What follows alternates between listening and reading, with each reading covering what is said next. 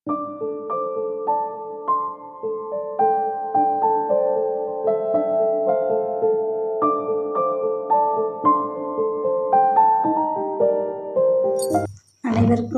வணக்கங்க.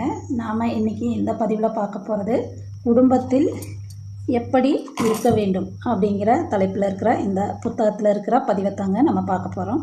வாங்க, நாம் இன்றைக்கி இந்த பதிவில் பார்க்க போவது குடும்பத்தில் எப்படி இருக்க வேண்டும் அப்படிங்கிற ஒரு தலைப்பிலான புஸ்தகம் தாங்க இன்றைக்கி நம்ம பார்க்க போகிறோம். இந்த புஸ்தகத்தில் இந்த பதிவில் வந்து நம்ம அன்றாட வாழ்க்கையில் நம்மளுக்கு ஏற்படக்கூடிய சந்தேகங்கள், அதற்கான விடைகளும் இந்த பதிவில் இருக்குங்க. ஒவ்வொரு நாளும் நம்ம இதில் இருக்கிற முக்கியமான வினாக்களும் விடைகளும் என்ன அப்படிங்கிறத பற்றி இந்த பதிவில் பார்க்கலாம். வாங்க, முதல் வினா என்ன அப்படின்னு பார்த்தீங்கன்னா, திருமணம் ஏன் செய்து கொள்ள வேண்டும்? திருமணம் செய்து கொள்வது இன்றியமையாததா? அதாங்க முதல் கொஸ்டின். அதாவது திருமணம் ஏன் செய்து கொள்ள வேண்டும், திருமணம் செய்து கொள்வது இன்றியமையாததா அப்படிங்கிற ஒரு கொஸ்டின் தாங்க முதல் கேள்வியாக வந்திருக்கு. இதுக்கான விடை இந்த புத்தகத்தில் ஆசிரியர் என்ன சொல்கிறாருன்னா, நம்முடைய சமுதாயத்தில் நைஷ்டிகன், உபாகுவன் என்ற 2 விதமான பிரம்மச்சாரிகள் இருக்கிறார்கள். வாழ்க்கை முழுவதும் பிரம்மச்சாரியத்தோடு இருப்பவர்கள் நைஷ்டிக பிரம்மச்சாரிகள் எனப்படுவர். விசாரத்தின் மூலமாக தம்முடைய இன்ப நுகர்ச்சி வேட்கையை தணித்து கொள்ள முடியாமல் இன்ப நுகர்ச்சி ஆசையை தணித்து கொள்வதற்காக மட்டுமே திருமணம் செய்து கொள்பவர்கள் பிரம்மச்சாரிகள் என்று அழைக்கப்படுவர். புலன் இன்பத்தை அனுபவிக்க வேண்டும் என்ற ஆசையை விசாரம் மூலம் அடக்கிக் கொள்ள முடியாதவர்கள் விவாகம் செய்து கொள்ளட்டும். புலன் நுகர்ச்சி வேட்கை புலன் இன்பங்களை அனுபவிப்பதன் மூலம் அடங்குவதில்லை என்பதை தாங்களே உணர்ந்து கொள்ளட்டும் என்பதுதான் தாத்பர்யம். அதனால்தான் குடும்ப வாழ்க்கை நடத்திய பிறகு வானப்பிரஸ்தம், சந்நியாசம் ஆகிய ஆசிரமங்களை கைக்கொள்ள வேண்டும் என்று விதி செய்யப்பட்டிருக்கிறது.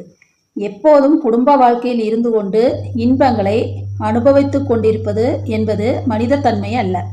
எவருடைய மனதில் இன்ப வேட்கை இருக்கிறதோ அல்லது எவர் தன்னுடைய வம்ச பரம்பரை தொடர வேண்டும் என்று விரும்புகிறாரோ, வம்ச பரம்பரை தொடரக்கூடிய ஒரு சகோதரர் கூட இல்லாத அவர் தன்னுடைய இன்ப வேட்கையை தணித்து கொள்ளும் எண்ணத்துடனோ அல்லது வம்ச பரம்பரை தொடர்வதற்காகவோ திருமணம் செய்து கொள்ளலாம். மேலே சொல்லப்பட்ட 2 விருப்பங்களும் இல்லாவிடில் திருமணம் செய்து கொள்ள தேவையில்லை. துறவு மார்க்கமே மிகவும் உயர்ந்ததென அறநூல்களில் சொல்லப்பட்டிருக்கிறது. அப்போ இதில் என்ன சொல்கிறாங்கன்னு உங்களுக்கு புரியுதுங்களா?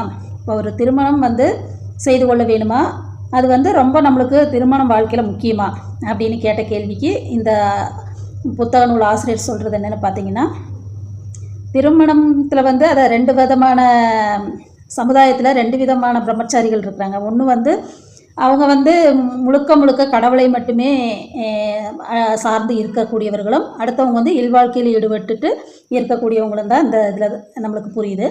இதில் வந்து அவங்க பரம்பரை தொடரணும், அவங்களுக்கு வம்சவிருத்தி வேணும், எனக்கு இல்வாழ்க்கை வேணும் அப்படின்னு நினைக்கிறவங்க திருமணம் செய்து கொள்ளலாம்.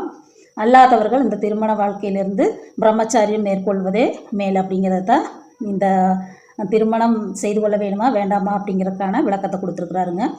அடுத்தது வந்து அடுத்த கொஸ்டின் என்னன்னு பார்த்தீங்கன்னா, கலியுகத்தில் துறவு மேற்கொள்வது தடை செய்யப்பட்டிருக்கும் போது மனிதன் நிவೃத்தியை எப்படி செய்ய முடியும்?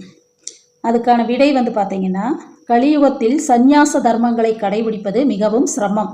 அதனால் சந்நியாச தர்மங்களை முற்றிலுமாக செய்ய முடியாமல் போகும் என்பதால் கலியுகத்தில் துறவுக்கு தடை செய்யப்பட்டிருக்கிறது. அரசு அலுவலகங்களிலிருந்து பணி ஓய்வு பெறும் அலுவலர்களைப் போல் மனிதன் குடும்ப பொறுப்புகளை பிள்ளை பேரன்களிடம் ஒப்படைத்துவிட்டு வீட்டிலேயே பூஜை தியானம் செய்து கொண்டிருக்க வேண்டும்.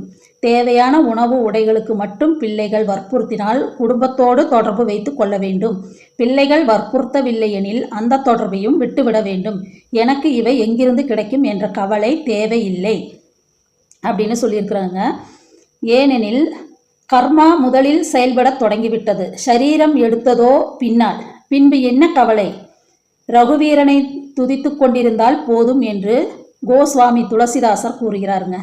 அதான் கலியுகத்தில் சந்நியாச தர்மங்களை கடைபிடிப்பது ரொம்ப கஷ்டங்களாமா. அப்போது சந்நியாச தர்மங்களை முற்றிலுமாக செய்ய முடியாமல் போகும் என்பதால் கலியுகத்தில் துறவுக்கு தடை செய்யப்பட்டிருக்கிறது. அரசு அலுவலகத்தில் ஓய்வு பெறும் பணியாளர்களைப் போல் மனித குடும்பம் பொறுப்புகளை பிள்ளை பேரன்களிடம் ஒப்படைத்துவிட்டு வீட்டிலேயே பூஜை தியானம் செய்து கொண்டிருக்க வேண்டும். தேவையான உணவு உடைக்கு மட்டும் பிள்ளைகளை வற்புறுத்தினால் குடும்பத்தோடு தொடர்பு வைத்துக் கொள்ளலாம்.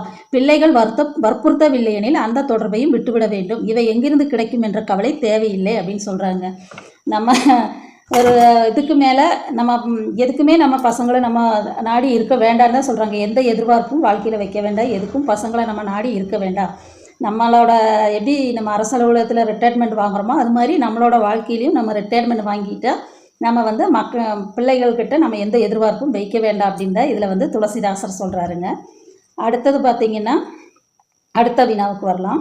குடும்பத்தின் முக்கிய கடமை என்ன அப்படின்னு கேட்குறாங்க. குடும்பத்திலோட முக்கிய கடமை என்ன? அதுக்கான விடை சொல்கிறாங்க. பிரம்மச்சாரியம், கிருஸ்தஸ்தம், வானப்பிரஸ்தம், சந்நியாசம் ஆகிய 4 வாழ்வு முறைகளிலும் உள்ளவர்களுக்கு தொண்டு செய்வதே குடும்பத்தின் முக்கியமான கடமை.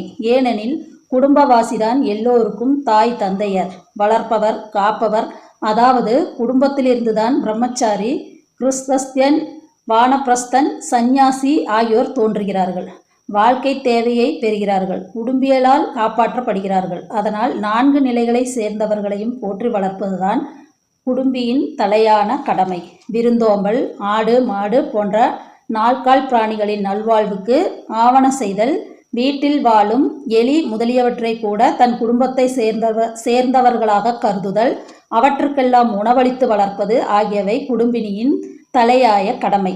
இவ்விதமே மகான்களுக்கு தொண்டு செய்தல், முன்னோர்களுக்கு அன்னப்பிண்டம் நீர்க்கடன் இயற்றுதல், பகவானிடம் மிக ஆர்வத்தோடு பணிந்து வணங்குதல், வழிபாடு, தியானம் ஆகியவை குடும்பத்தில் உள்ளவரின் தலையாய கடமையாகும் அப்படின்னு சொல்கிறாங்க. அடுத்த கொஸ்டின் பார்த்தீங்கன்னா, குடும்ப வாழ்க்கை என்னும் நிலையில் எவ்வாறு இருக்க வேண்டும்? குடும்ப வாழ்க்கை எனும் நிலையில் எவ்வாறு இருக்க வேண்டும் அப்படின்னு கேட்குறாங்க. விடை பார்த்தீங்கன்னா, மனித உடலும் குறிப்பாக குடும்ப வாழ்வும் நம்மை கடை தேற்றுவதற்கான பள்ளிக்கூடம். உலகிலில் இன்பங்களை துய்ப்பதற்கும் ஓய்வு கொண்டு சுகமாக இருப்பதற்கும் இம்மனித உடல் சாஸ்திரங்கள் கூறப்பட்டுள்ளன. யாகம் முதலிய கர்மாக்களை செய்து பிரம்மலோகம் முதலிய லோகங்களை அடைவது கூட முக்கிய விஷயம் அல்ல. ஏனெனில் அங்கே சென்ற பின்னர் மீண்டும் திரும்பி வரத்தான் நேரிடுகிறது. ஆகவே உயிர் பிராணிகளின் நலனை கருத்தில் கொண்டு குடும்ப வாழ்க்கையில் ஈடுபட வேண்டும். தனது உடல், உள்ளம், அறிவு, தகுதி, அதிகாரம் ஆகியவற்றால் மற்றவர்களுக்கு நன்மைப்படி நடந்து கொள்ள வேண்டும்.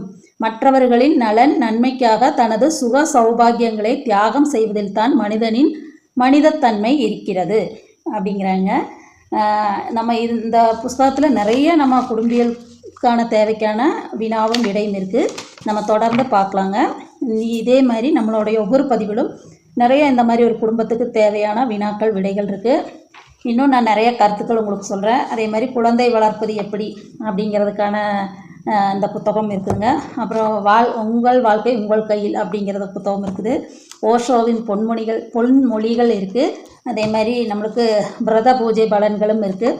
உங்களுக்கு இனி வரப்போகிற பதிவுகளில் ஒவ்வொரு புஸ்தகத்தில் இருக்கக்கூடிய நம்ம வாழ்விற்கு தேவையான அன்றாட காரியங்களும், விரத முறைகளும், பொன்மொழிகளும், வாழ்வில் எப்படி வெற்றி பெற வேணுங்கிறதுக்கான மோட்டிவேஷன் உரைகளும் எல்லாமே நான் உங்களுக்கு ஒவ்வொரு நாளும் ஒவ்வொரு வீடியோவாக உங்களுக்கு பதிவிடுறேங்க. இந்த பதிவு உங்களுக்கு பிடிச்சிருந்தா லைக் பண்ணுங்கள், ஷேர் பண்ணுங்கள், சப்ஸ்கிரைப் பண்ணுங்கள். உங்களுடைய ஆதரவை எப்பொழுதும் தாங்க. நம்மளுடைய சேனல் வளர்ச்சி வர என்றும் உங்களுடைய ஆதரவு தேவை. நம்மளுடைய சேனலை தொடர்ந்து பாருங்கள். நல்ல நல்ல புத்தகங்களிலிருந்து நல்ல நல்ல கருத்துக்கள் உங்களுக்கு பதிவிடப்படும். நன்றி, வணக்கங்க.